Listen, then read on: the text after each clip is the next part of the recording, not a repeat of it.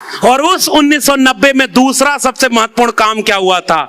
मंडल commission की 2 सिफारिशें लागू करना।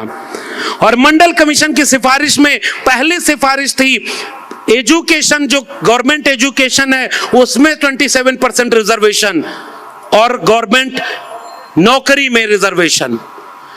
अब एक बात बताओ, इस देश के प्रधानमंत्री से ही मैं बात कर रहा हूं, छोटे मोटे लोगों को बीच में लाता ही नहीं। सीधे मेरा बात प्रधानमंत्री से। प्रधानमंत्री महोदय, एक बात बताओ, 9 साल से आप प्रधानमंत्री हो, आपने सच सच बताओ मंडल कमीशन की रिपोर्ट पढ़ी है कि नहीं पढ़ी है? मैं मानता हूं कि आपने इंटायर पॉलिटिकल साइंस में डिग्री ली है, और मैं ये भी कह रहा हूं कि प्रधानमंत्री की डिग्री फेक नहीं है। जब कंप्यूटर में वो फॉन्ट नहीं आया था तब भी उनकी उस फॉन्ट में डिग्री बन गई। मैं प्रधानमंत्री पर कोई सवाल नहीं पूछ रहा, मैं प्रधानमंत्री से एक सवाल कर रहा हूं, बताओ मंडल कमीशन की रिपोर्ट आपने पढ़ी है कि नहीं पढ़ी है? और अगर पढ़ी है तो बताओ उसमें लिखा है कि नहीं कि इस मुल्क के 52% आबादी, 52% लोग ओबीसी हैं, 3743 जातियां ओबीसी की हैं। और 1993 में जब इंदिरा साहनी जजमेंट के बाद यह नियम बना कि चूंकि अपर लिमिट सुप्रीम कोर्ट ने तय कर दी कि 50% से ज्यादा रिजर्वेशन ओबीसी को सब मिलाकर नहीं हो सकता, तो ओबीसी को रिजर्वेशन कितना मिला? जोर से बोलिए, कितना मिला? 27% मिला। और मंडल कमीशन की सिफारिश कर रही है अगर ओबीसी के साथ न्याय करना है तो इस रिजर्वेशन को उतना करना होगा जितनी ओबीसी की पॉपुलेशन है। लिखा है कि नहीं मंडल कमीशन में?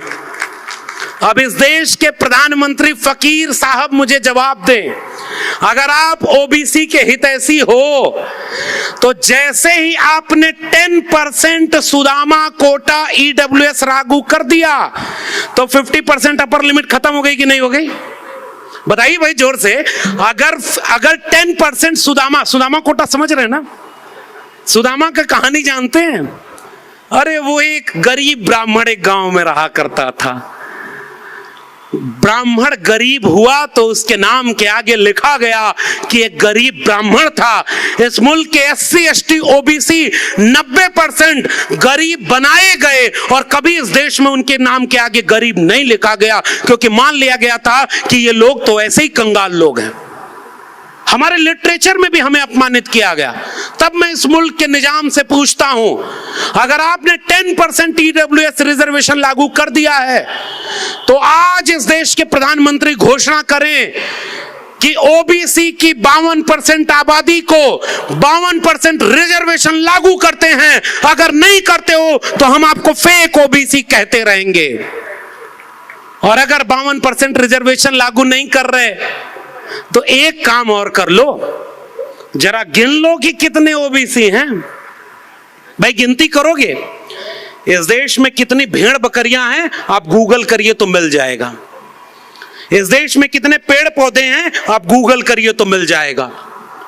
इस देश में कितने जानवर हैं ये पता लगाइए तो मिल जाएगा।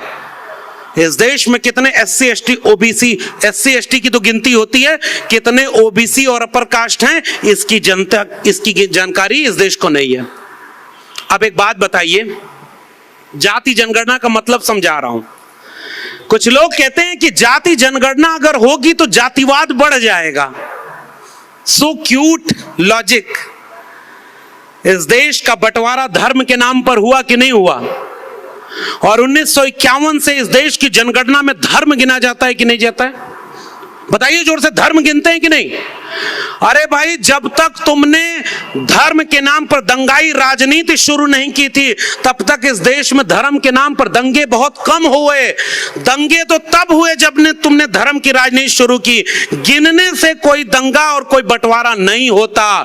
जैसे धर्म गिनते हो, जैसे भाषा गिनते हो, इस देश में भाषा के नाम पर राज्य बटे कि नहीं बटे? भाषा के नाम पर राज्य बटे और फिर भी भाषा गिनते हैं। धर्म के नाम पर देश बटा, फिर भी धर्म गिनते हैं। इंसान जाति के नाम पर बटा और वो जाति नहीं गिनते। ये धोखा है कि नहीं है?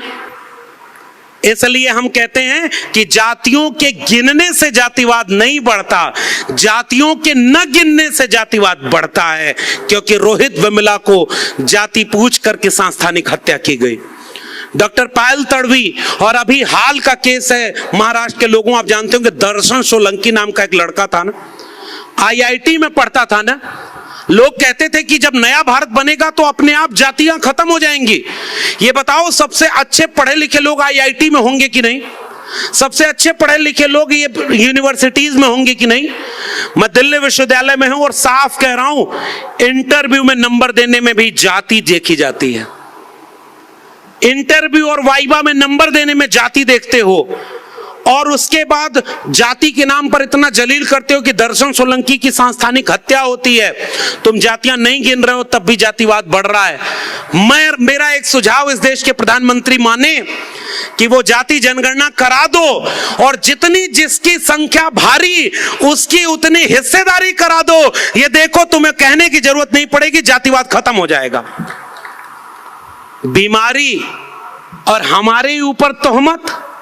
एक शेर पढ़ रहा हूं, हमी को दरिया पे जाने से रोकने वाले हमी से पानी का हिसाब मांगते हैं।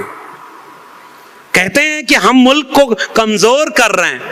ओबीसी प्रधानमंत्री महोदय, एक और जवाब दो, अगर जातियां नहीं गिने तो देश के 45 केंद्रीय विश्वविद्यालयों में एक भी प्रोफेसर 2019 तक ओबीसी का क्यों नहीं था? तुम कहते हो कि हमने राष्ट्रपति दलित बना दिए, हमने कैबिनेट मिनिस्टर दलित और ओबीसी बना दिया, हमने देखो नई राष्ट्रपति पहली आदिवासी महिला बना दिया। हम कहते हैं थैंक यू माय डियर फकीर, लेकिन मैं पूछना चाहता हूं कि लेटरल एंट्री से जो 400 ज्वाइंट सेक्रेटरी तुमने बनाए उसमें एक भी एससी एसटी ओबीसी क्यों नहीं है? हम तो ज्वाइंट सेक्रेटरी बनना चाहते हैं, तुम ये सांसद विधायक क्यों बना रहे हो? वो तो अपने दम पर बन जाएंगे। हमारे एक पुरखे ने जो यही महाराष्ट्र से थोड़ा नाराज होकर गए थे, महाराष्ट्र वालों आप भी इसका मूल्यांकन करिए, मान्यवर कांशीराम। और मान्यवर कांशीराम ने एक किताब लिखी है चमचा युग, पढ़ा है आप लोगों ने? चमचा युग का एक वाक्य है, जिन्हें जवानी में चमचागिरी की लत लग जाती है उनकी पूरी उम्र दलाली में गुजर जाती है। हमारे लोग जो एससी और एसटी सीटों पर सांसद और विधायक बने, उन्होंने बंद आंखों से खुले तौर पर 2 अप्रैल के भारत बंद को चुपचाप देखा, जब SC ST atrocity prevention act से छेड़खानी हुई थी। जब 13 पॉइंट रोस्टर आया था तो वो खामोश थे। जब पायल तड़वी का केस हुआ तो वो खामोश थे। जब हाथरस में एक बेटी को जिंदा उसकी लाश को आधी रात को पेट्रोल डालकर जला दिया तो वो खामोश थे। जब जितेंद्र मेघवाल को मारा गया तो वो खामोश थे। जब मटका छूने से मारा गया तो खामोश थे। जब इस देश के यूनिवर्सिटीज में बैठकर सारे इंटरव्यू एससी एसटी ओबीसी के नंबर काटे जा रहे हैं, वो खामोश हैं। लेटरल एंट्री में मैं आपसे कह रहा हूं, महाराष्ट्र के लोगों, चलो आरटीआई लगाते हैं। 400 लोगों को इस सरकार ने ज्वाइंट सेक्रेटरी बना दिया, उसमें एक भी एससी एसटी ओबीसी नहीं है। और जितने एससी एसटी ओबीसी लोग वहां सांसद और विधायक बन के बैठे हैं, वो चुपचाप खामोशी से ये सब देख रहे हैं कि नहीं? वो खामोश है कि नहीं? तो चमचा कौन हुआ?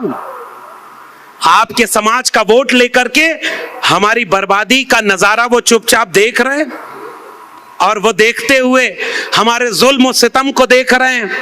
हमारे बच्चे एजुकेशन से दूर हो रहे हैं, उन्हें नहीं दिखाई दे रहा। उन्हें नहीं दिखाई दे रहा कि नई शिक्षा नीति में शिक्षा बिक गई। लेटरल एंट्री में कोई रिजर्वेशन नहीं होता है।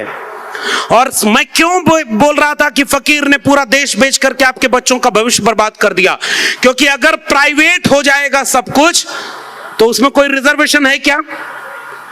अगर एजुकेशन प्राइवेट हो गई तो रिजर्वेशन मिलेगा क्या? और अगर सरकारी नौकरियां बिक के प्राइवेट हो गई तो रिजर्वेशन मिलेगा क्या? अब एक बात बताइए, Ashoka, Galgotia, lovely professional private universities खोली है ना, उसमें कितने एससी एसटी ओबीसी घरों के बच्चे पढ़ते हैं? मीडिया में रिजर्वेशन है क्या? एक तो मीडिया का नाम देखिए, मेरी जुबान से आ गया। इस देश में 4th पिलर कहा जाता है मीडिया को, और इस देश में किस्मत बताने वाले पाखंडी बाबाओं को बैठाकर मीडिया में कहते हैं कि ये बाबा चमत्कार कर रहा है। पुराने लोग जो मंच पर बैठे और सामने बैठे, इन लोगों को याद होगा 1990 और 2000 के दशक में इस देश में गणेश की मूर्तियां दूध पीने लगी थी। याद है कि नहीं?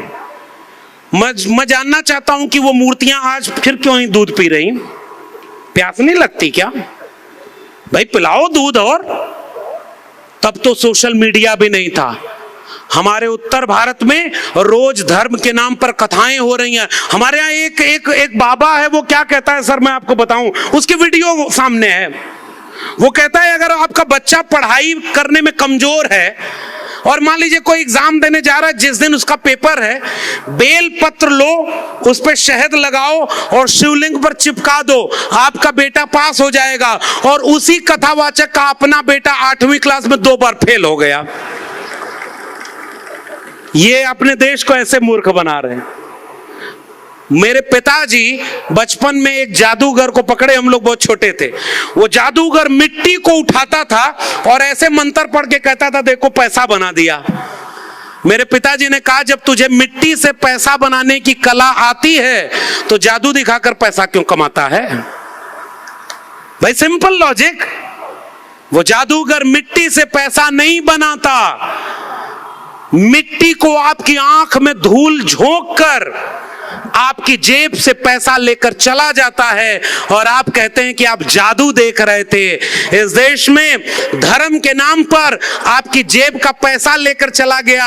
आके किस्सा महाराष्ट्र में अक्सर सुनाता हूं, आप भी सुनिए, रेफरेंस दे रहा हूं, नहीं तो पता चला लौटूंगा दिल्ली तक तो मेरे ऊपर NSA लगा दिया जाएगा कि हमारी भावनाएं आहत कर रहे थे। इस देश में जिसके गले में मटका डाला उसकी भावना नहीं थी क्या? भीमा कोरेगांव में कहा कि वो शस्त्र नहीं पकड़ सकते और 500 महारों को जब शस्त्र पकड़ाया तो पेशवाओं की सेना के छक्के छुड़ा दिए। हमारी काबिलियत और हुनर तुमने रोका था, हमारे अंदर पूरी काबिलियत है। और इसलिए मैं एक बात कह रहा हूं, एक नाटक लिखा है ज्योतिबा फूले ने, तृतीय रत्न।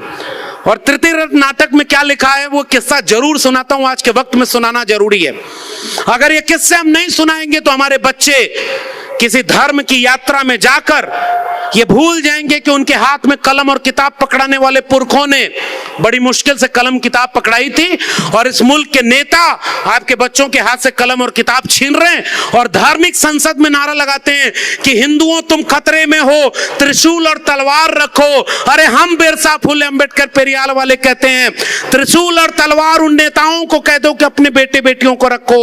और जय शाह जो अमित शाह का बेटा है उसको BCCI का चेयरमैन बनाकर अरबों रुपए कमवा रहा है और हमारे बच्चों को सिखाता है कि त्रिशूल तलवार रखो। आए इस मुल्क के 90% लोगों, मैं आपसे गुजारिश करने आया हूं, अपने बच्चों को किसी त्रिशूल और तलवार को मत पकड़ने दीजिएगा, उनके हाथ में कलम और किताब पकड़ाइएगा। वही बाबा साहब अंबेडकर के और फूले के सपनों का भारत होगा।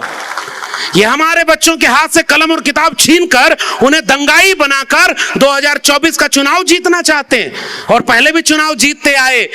वो धर्म का नारा, वो धर्म की बात, अरे न धर्म खतरे में है न कोई भगवान खतरे में है। अगर खतरे में है तो मुल्क का संविधान खतरे में है और हम उन्हें बचाने के लिए आपके बीच में आए। मैं जानता हूं कि मेरे मंच पर और सामने अंबेडकर फूले पेरियार पर बोलने वाले और पढ़ने वाले मुझसे काबिल लोग हैं भाई, मगर अगर हम बाबा साहब के सपनों का भारत बनाना चाहते हैं, बचाना चाहते हैं, तो इन दंगाइयों को सत्ता से हटाना होगा कि नहीं। और इसलिए मैं सीधी सपाट बात कह रहा हूं, ओबीसी का नाम लेकर ओबीसी को धोखा दिया कि नहीं दिया। पिछले दिनों सत्तारूढ़ दल ने कहा कि ये कांग्रेस वाले नेता ने ओबीसी का अपमान कर दिया क्योंकि चोरों को ओबीसी से जोड़ दिया। चंद्रपुर के लोगों बताओ, जितना चोरी पैसा लेकर भागा उसमें एक भी ओबीसी है? जोर से बोलिए। ये जितने विदेश में पैसा लेकर भागे एक भी ओबीसी है? जब वो एक भी ओबीसी नहीं है तो तुमने उन्हें ओबीसी से जोड़कर ओबीसी का अपमान किया है। ये बात मैं तुमसे कहने आया हूं भाई। जब उसमें एक भी ओबीसी नहीं तो ओबीसी का अपमान कौन कर दिया? ओबीसी का अपमान वो कर रहा है जो प्रधानमंत्री होकर बार बार याद करता है कि मैं ओबीसी मां का बेटा हूं, लेकिन जाति जनगणना नहीं करवाते, जो मंडल कमीशन की सिफारिशें नहीं लागू करते, जो प्रोफेसर, वाइस चांसलर, कुलपति और उसके बाद जज ओबीसी के नहीं बनाते, शेड्यूल कास्ट, शेड्यूल ट्राइब के नहीं बनाते, जो इस सारी आबादी को अपना हक पाने से रोकना चाहते हैं।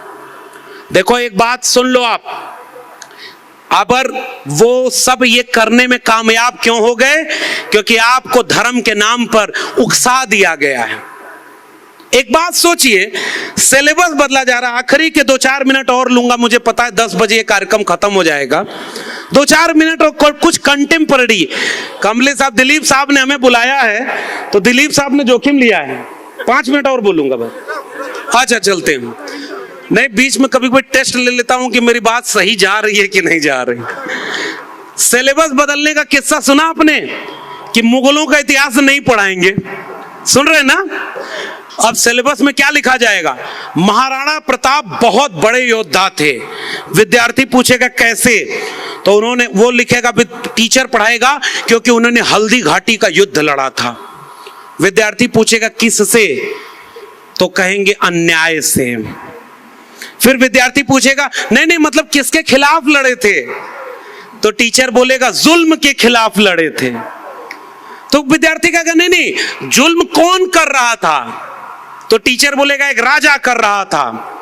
तो विद्यार्थी पूछेगा राजा का क्या नाम था, तो टीचर बोलेगा आउट ऑफ सिलेबस है।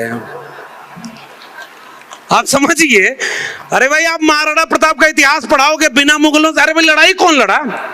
विद्यार्थी अगली क्लास में पूछा ताजमहल कौन बनवाया था, तो कहेंगे एक बादशाह बनवाया था।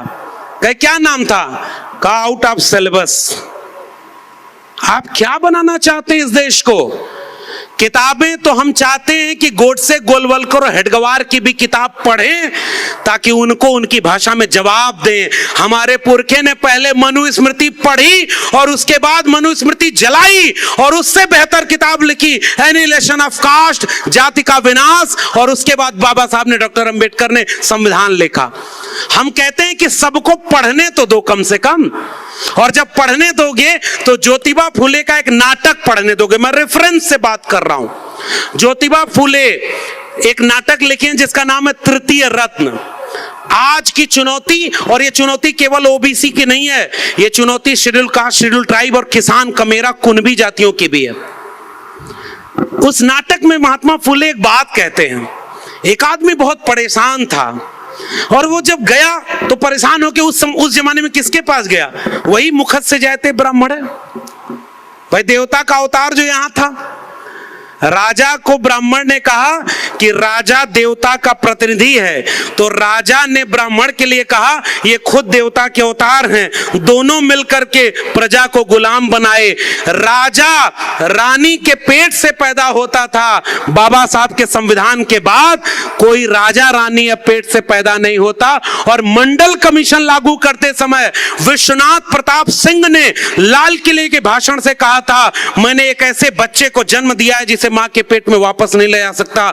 इस देश की आधी आबादी ओबीसी, उसको पूरा हक मिलकर रहेगा। तब मंडल लागू हुआ था।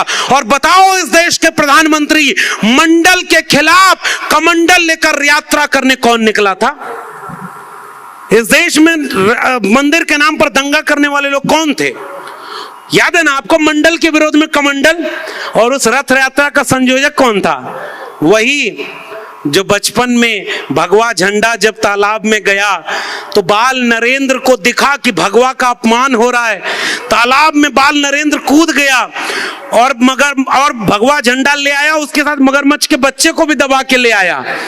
फिर 35 साल भीख मांग के गुजारा किया, फिर इंटायर पॉलिटिकल साइंस में डिग्री लिया और फिर एक दिन इस देश का प्रधानमंत्री बन गया। ये सिलेबस में पढ़ाया जाएगा। मैं कोई अपमान तो नहीं कर रहा हूं इस देश के प्रधानमंत्री का भाई, जो प्रधानमंत्री जी ने बोला है वही तो मैं याद दिला रहा हूं। मैं प्रधानमंत्री जी से एक सवाल पूछना चाहता हूं, अगर आप ओबीसी हैं तो क्या आप इस गुनाह की माफी मांगेंगे कि मंडल के विरोध में कमंडल की यात्रा के संयोजक आप थे कि नहीं थे? बताइए भैया, वो थे कि नहीं थे? तो मंडल के विरोध में कमंडल ले आए आप, और धर्म के नाम पर दिन रात दंगा, मंदिर, मस्जिद। नहीं भाई, इस देश को देवालय की जरूरत कम है, शौचालय के बिना भी जी लेंगे, लेकिन स्कूल, कॉलेज, विश्वविद्यालय की जरूरत है। और इसलिए हम इस मुल्क को बचाने की बात करते हैं। और अगर विद्यालय होगा तो तर्क विवेक होगा, कलम किताब होगी तो बच्चा सवाल पूछेगा, बच्चा सवाल पूछेगा तो वो जो बच्चा गया था, ज्योतिबा फूले तृतीय रत्न नाटक में लिखते हैं कि जब वो बहुत परेशान व्यक्ति गया ब्राह्मण के पास, तो उसने कहा कि मैं बहुत परेशान हूं। तो ब्राह्मण ने कहा लाओ मैं तुम्हारी जन्म पत्री देखता हूं। तो ब्राह्मण ने कहा कि यार तुम्हारा शनि ग्रह ठीक जगह पर नहीं है। क्या नहीं है? शनि ग्रह। शनि ग्रह को भी नहीं पता है कि उसके जगह बदल देने से धरती पर लोगों की किस्मत बदल जाती है। राहु केतु को पता ही नहीं है कि इस देश में, मंगल को पता ही नहीं कि कितनी शादियां उसके नाम पर टूट जाती हैं भारत में। तो उसने कहा कि शनि ग्रह ठीक नहीं है। तो कहा कैसे ठीक होगा? ज्योतिबा फूले लिख रहे हैं भाई, मैं नहीं कह रहा हूं। पता चला कल को मेरे ऊपर मुकदमा कर दोगे। अरे भाई हिम्मत है तो फूले के ऊपर मुकदमा करके दिखाओ, हिम्मत है तो अंबेडकर के खिलाफ बोलकर दिखाओ। और मैं नौजवानों आपको भी एक संदेश देकर जा रहा हूं, कितनी भी कड़वी आलोचना करनी हो, फूले, अंबेडकर, पेरियार को सामने रख दीजिए। जितना हमारे पुरखों को आलोचना करनी थी, अगर वही हम आलोचना पढ़ दें तो वही बहुत है। अगर हम सीधे बोलेंगे तो ये जालिम आपको जेल में डाल देंगे। हमारे पुरखों ने कम आलोचना की है क्या? इसीलिए मैं देखो उनका लिखा हुआ पढ़ा रहा हूं, रेफरेंस दे रहा हूं। नाटक का नाम है तृतीय रत्न, ज्योतिबा फूले के संकलन में शामिल है। तो उसने कहा कि आपका शनि ठीक जगह पर नहीं है। उसने कहा ठीक जगह पर आएगा कैसे? कहा हवन करानी होगी। कहा कितना खर्चा होगा? कहा कि 10,000 रुपया लगेगा। वो आदमी को कहा कि बड़ी गरीबी है, इतना पैसा तो नहीं है। तो उन्होंने कहा अच्छा चलो तुम्हारे लिए 50% डिस्काउंट की सेल लगा देते हैं, 5,000 दे देना, तुम्हारा शनि हम ठीक जगह पर ले आएंगे। वो आदमी कहा नहीं साहब, कोरोना में नौकरी चली गई, बहुत थाली बजाई, ताली बजाई, दीपावली मनाई, फिर भी कुछ लोग कोरोना में हमारे चले गए, हमारा बिजनेस चौपट हो गया, हमारी संपत्ति है नहीं, इतना पैसा भी नहीं दे पाएंगे। फिर उन्होंने कहा कि अच्छा 1,000 रुपए दे दो, छोटी वाली हवन करा देता हूं। वो आदमी कहा नहीं साहब इतना भी नहीं है। फिर उन्होंने कहा जाते जाते कि अच्छा ऐसा करो 100 रुपए दे दो, मैं एक मंत्र दे देता हूं, पढ़ते रहना, शनि ठीक जगह पर आ जाएगा। वो आदमी खड़ा होकर दोनों जेब का खाली जेब दिखाकर बोला कि मेरे जेब में एक फूटी कौड़ी नहीं। नाराज होकर दूसरा व्यक्ति खड़ा होकर बोला कि जब तेरी जेब में एक फूटी कौड़ी नहीं है तो जा बेटा, शनि तेरा कुछ नहीं बिगाड़ सकता। और ये मैं नहीं लिख रहा भाई, ये महात्मा फूले ने कहा है। फूले ने कहा है जैसे बाल काटना नाई का धर्म नहीं धंधा है, लकड़ी का काम करना बढ़ई का धर्म नहीं धंधा है, लोहे का काम करना लोहार का धर्म नहीं धंधा है, वैसे ही दान दक्षिणा के नाम पर धर्म का व्यापार करना उनका धर्म नहीं धंधा है। यह बात मैं नहीं कह रहा, महात्मा ज्योतिबा फूले कह रहे, क्योंकि वो आपकी जेब से पैसा निकालते हैं और उसी को कहते हैं कि धर्म खतरे में। मैं आपसे गुजारिश करने वाला हूं, बाबा साहब डॉक्टर अंबेडकर ने कहा कि मंदिर जाने वाली भीड़ जिस दिन विद्यालय जाने लगेगी, इस भारत को सोने की चिड़िया बनने से कोई रोक नहीं सकता। और विद्यालय जाने वाली भीड़ को मंदिर और मस्जिद के नाम पर लड़ाया जा रहा है। मुसलमान इस मुल्क के खतरा हैं। बताओ इस देश के ओबीसी समाज के लोगों, तुम्हारे मंडल कमीशन का विरोध किसी मुसलमान ने किया क्या? रोहित वेमुला पायल तड़वी के खिलाफ कोई मुसलमान खड़ा था क्या? आपका लेटरल एंट्री में रिजर्वेशन नहीं मिल रहा है, यह कोई मुसलमान छीन रहा है क्या? सरकारी शिक्षा और सरकारी नौकरी को प्राइवेट हाथों में बेचकर आपका आरक्षण खत्म कर दिया गया, यह कोई मुसलमान कर रहा है क्या? आपके बच्चों की शिक्षा को प्राइवेट हाथों में बेच करके अंबानी अडानी का गुलाम बना दिया गया। लाखों रुपए में डिग्रियां बिकेंगी, जिसकी जेब में पैसा होगा उसके बच्चे पढ़ेंगे, जिसकी जेब में पैसा नहीं होगा उसके बच्चे नहीं पढ़ेंगे। ये कोई मुसलमान कर रहा है क्या? और आपको अचानक आके बताया जाता है कि 80% हिंदुओं एक हो जाओ क्योंकि मुसलमानों से खतरा है। अरे मैं आपसे कहने आया हूं 90% इस मुल्क के कमेरा लोगों, हाथ से श्रम करने वाले लोगों एक हो जाओ। ये 10% लुटेरा लोगों से आपके बच्चों के भविष्य को खतरा है। और केवल शिक्षा बचाओ। मैं इस देश के नेताओं के लिए कहना चाहता हूं, अगर इस देश में हिंदू धर्म खतरे में है तो अमित शाह का बेटा जय शाह हिंदू धर्म बचाने क्यों नहीं जाता? अगर इस देश में मंदिर और मस्जिद की लड़ाई लड़नी है तो जितने इनके सांसद विधायक हैं उनके बच्चे क्यों नहीं जाते? आपको पता होना चाहिए कि ये बड़े बड़े नेताओं और उद्योगपतियों के बच्चे विदेश में पढ़ाई करते हैं और हमारे आपके घरों के बच्चों को सरकारी स्कूल भी नहीं नसीब होता है। और आपके बच्चे जब शिक्षित नहीं होते तो अचानक कोई आकर कहता है कि धर्म खतरे में है, आपका बच्चा धर्म बचाने चला जाता और आपका परिवार लुट जाता है और जो लड़ा रहा है उसका परिवार आबाद हो गया। वो एक चुनाव जीता, अगली बार दूसरा चुनाव जीतेगा, तीसरी बार तीसरा चुनाव जीतेगा और आपका बच्चा हमारे और आपके सामने शिकायत करेगा कि हमें तो शिक्षा नहीं मिली।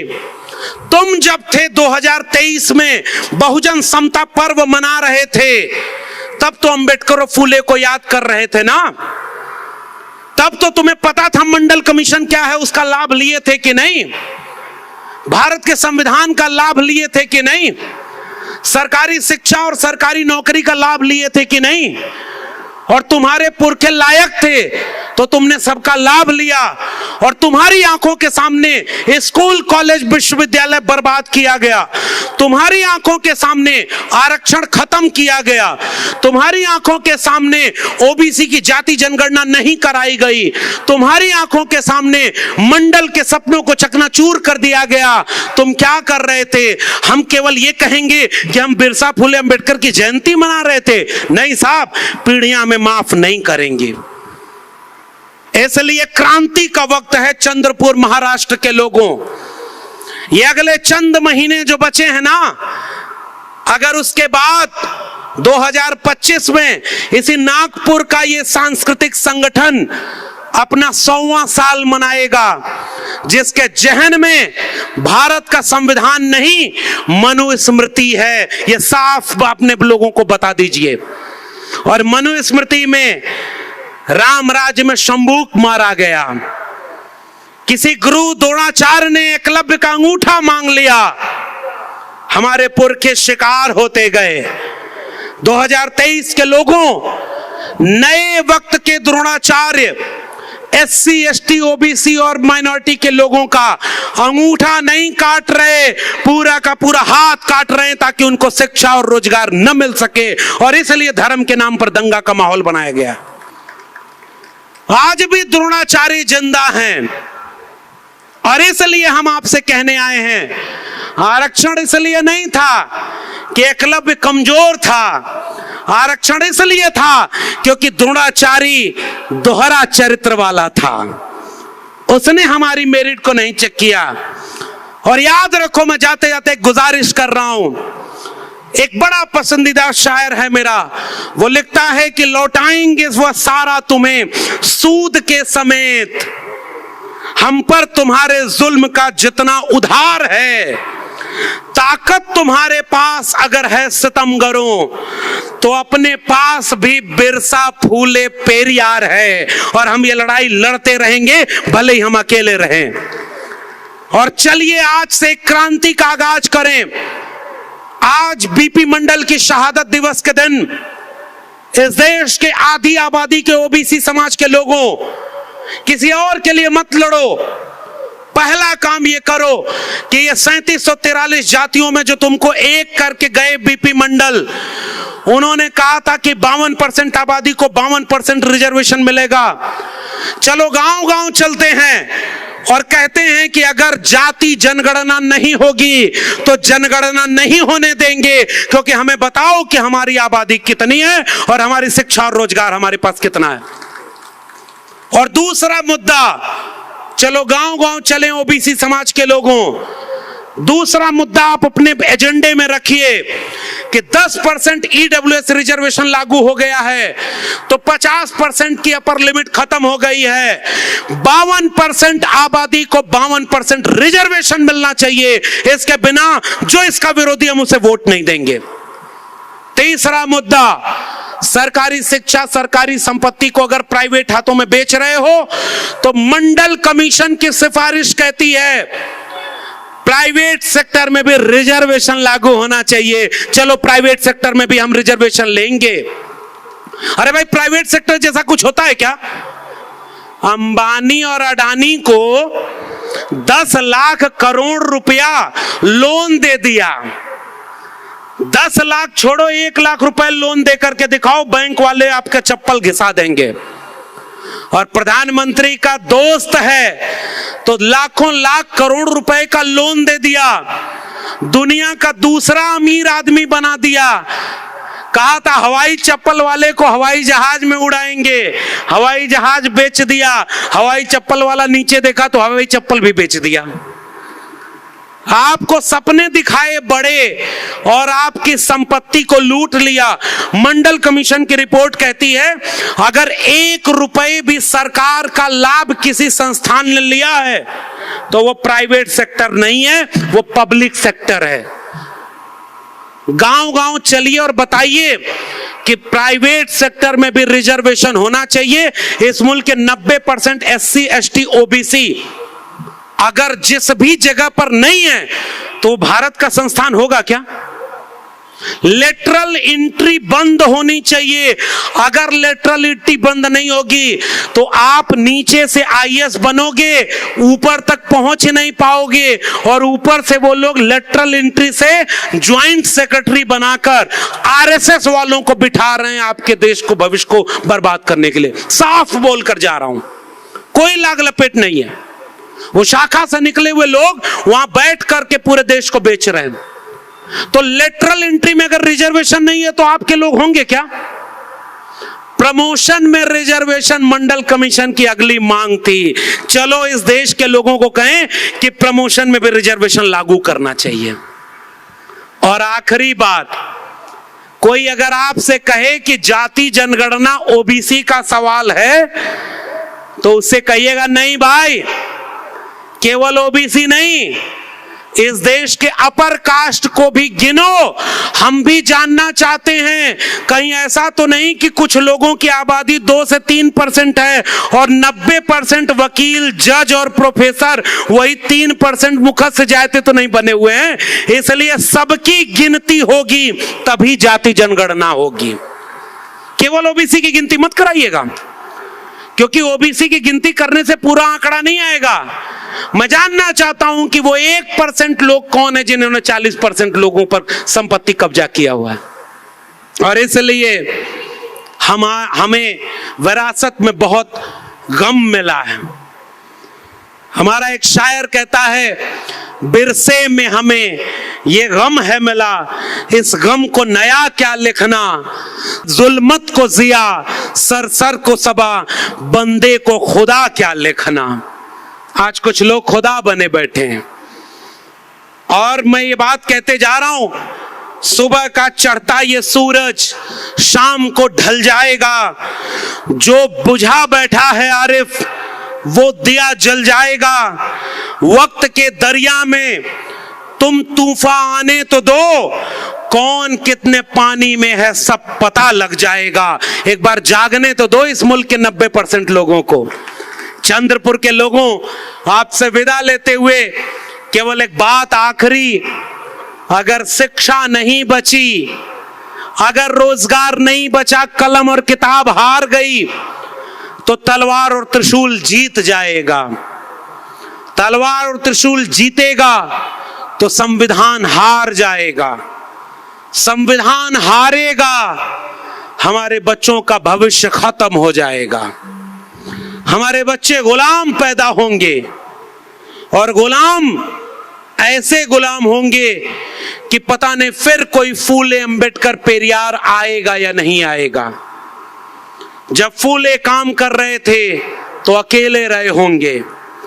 अंबेडकर के खिलाफ अंबेडकर के लोगों को खड़ा कर दिया गया, शाहू जी को बड़ा नहीं होने दिया गया।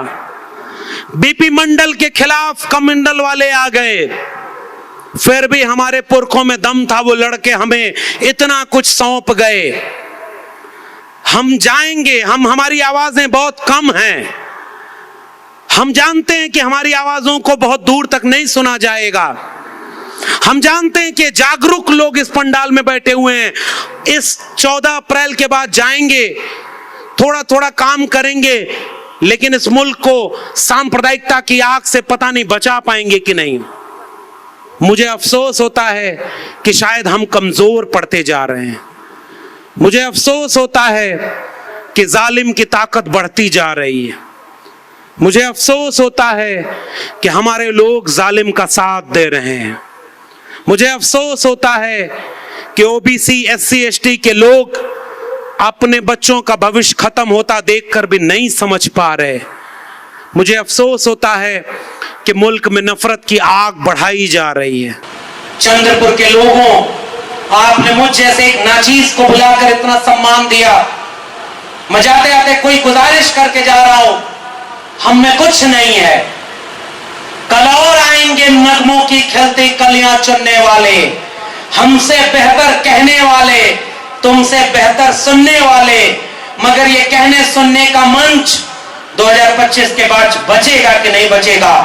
अंबेडकर को मानने वालों, एक बार पता लगाना 2023 में कितनी जगह अंबेडकर रैली निकालने की परमिशन रद्द कर दी गई है। पता है कि नहीं आपको? आप अंबेडकर को भी नहीं याद कर सकते, आप फूले को भी नहीं याद कर सकते, आप पेरियार को भी नहीं याद कर सकते। कितने दिन हम बोलेंगे? कल को हमारे ऊपर मुकदमा, कल को हमारे ऊपर जेल, कल को हमारी बदनामी। इसे कोई बचा सकता है तो हम सब मिलकर बचा सकेंगे, क्योंकि हिसाब तो होगा, हम याद किए जाएंगे। अगर हम लड़ करके ये जंग बिरसा, फुले, अंबेडकर, पेरियार के सपनों का भारत बनाने में कामयाब हो गए तो आने वाली पीढ़ियों की नजर में शान से याद किए जाएंगे। अगर ये संविधान की और मंडल की जंग हम हार गए तो आने वाली पीढ़ियों की आंखों में हमारे लिए शर्म होगी, मगर हम याद किए जाएंगे। मैं बिरसा, फुले, अंबेडकर, पेरियार और मंडल का एक वारिस अपने आने वाली पीढ़ियों की आंखों में अपने लिए शर्म नहीं देखना चाहता।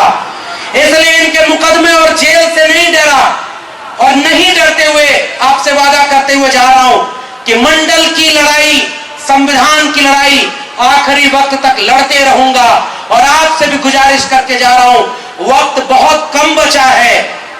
बिखरे रहे तो सब खत्म हो जाएंगे। अपनी जाति को आप बचा सकते हैं तो अपनी जाति को भी नहीं बचा पाएंगे। आओ 6743 जातियों को एक कर दें। जितने लोग हाथ से श्रम करते हैं सबको एक कर दें।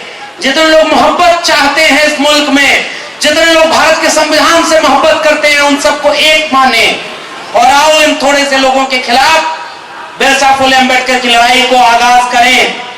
और अगर ये लड़ाई जीत गए तो 2024 के बाद शान से कहेंगे कि हम सच्चे अर्थों में बिरसा, फुले, अंबेडकर, पेरियार के वारिस हैं। वरना अफसोस कि हमें यह भी मौका नहीं मिलेगा। अलविदा चंद्रपुर के लोगों।